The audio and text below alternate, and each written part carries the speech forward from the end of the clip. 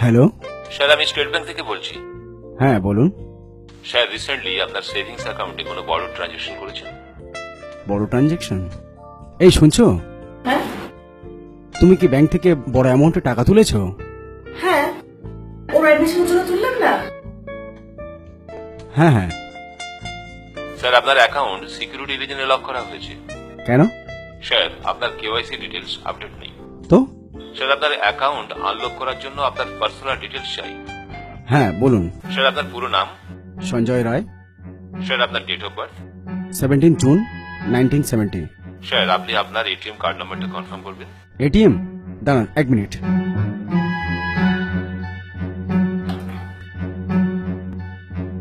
Zero 0671926073230639। Sir, আপনার PIN number. PIN number ওই mobile আছে।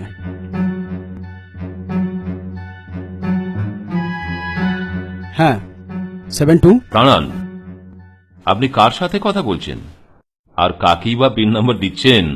ব্যাংকার। যা কিছুই হোক না কেন, ব্যাংকার কখনোই আপনার পিন নাম্বার চাইবেন না।